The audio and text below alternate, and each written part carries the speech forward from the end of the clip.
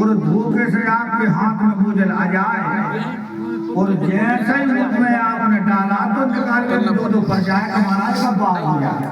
इतना खारा पूरा मुंह बिगाड़ देगा, पूरा मुंह आपका खारा हो जाएगा। दिखने का सुंदर है, काम का नहीं है। अच्छा इस बात को महाराज इस संसार में घटाओ, बोले हाँ घटाओ।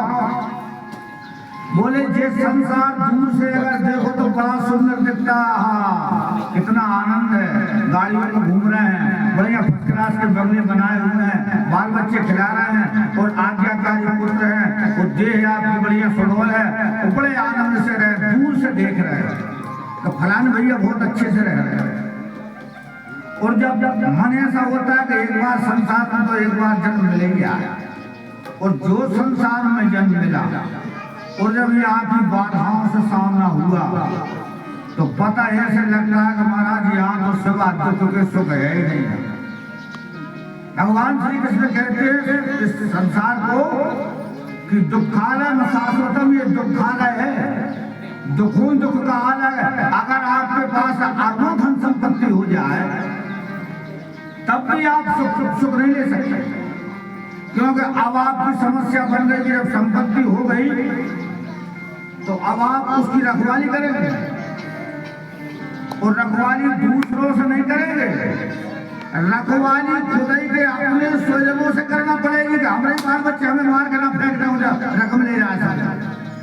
और ऐसे आप सुन भी रहे समाचार कि खुद की रकम खुद नहीं बचा पाए तो बताओ। अच्छा मान लो आपकी धन आपके पास और बढ़िया अच्छा है, लेकिन ठाकुर जी जो बड़ी स्कीम वे चाहे तो उनने के साथ माइग्रेन की नस खराब हो गई, चलो नाक तो सभी रकम मालक माइग्रेन की नस जब ठीक हो पाई, किसी न किसी तरह वो लक्षण को निकाल ले जाते हैं। तो बताओ वो देखने में अच्छा लगता है, उसी प्रकार जिस सागर संसार सागर देखने में अच्छा लगता है, जब हम उसका स्वाद लेते हैं तो खारा है, और जब हम उसका स्वाद लेते हैं तो खारा है। इसलिए गोस्वामी जी कहते हैं बहुत सारा दो बात बता चले आपको। नंबर तीसरी बात, उस सागर में जल के सागर में ज्वार और भाटा आता है। ज्वार माने उफान, भाटा माने गिरना। ये कब होता है? जब चंद्रमा पूर्ण कला को होता है तब। चंद्रमा क्या है? हमारे वेद में शास्त्री जी कहते हैं चंद्रमा मन सो, चंद्रमा ही मन है। तो समुद्र चंद्रमा को पाने के लिए उठता है, उफान आती है उसमें और बैठ जाता है, और उसका जल कभी स्थिर नहीं रहता। तुम्हारा ये तो जल वाले सागर की बात हो गई। अब इस सागर में बोले संसार सागर में जब व्यक्ति आता है तो उसके मन में उन्नति की और ऊंचाइयों के उफान आते, बार बार उफान आते।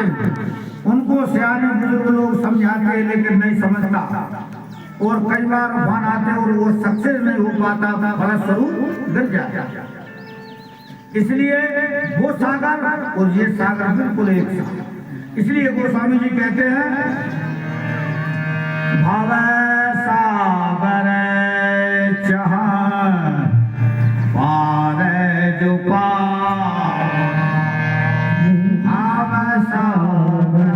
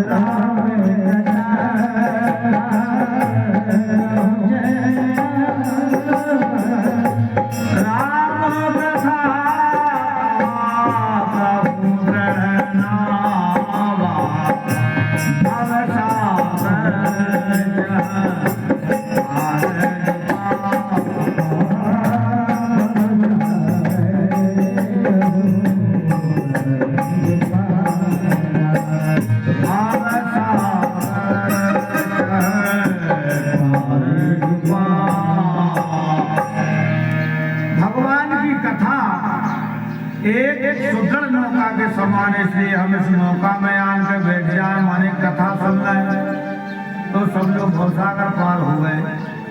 लेकिन कथा बड़े आदर से और मन से सुनी जाती है, मन लगाकर। उत्तम श्रोता बनो, जो कथा यहाँ सुनाई जाए तो आप उस कथा को कोई पूछे तो आप सुना दो, तब वो आपको उत्तम श्रोता के लक्षण होंगे। अब आप एक बार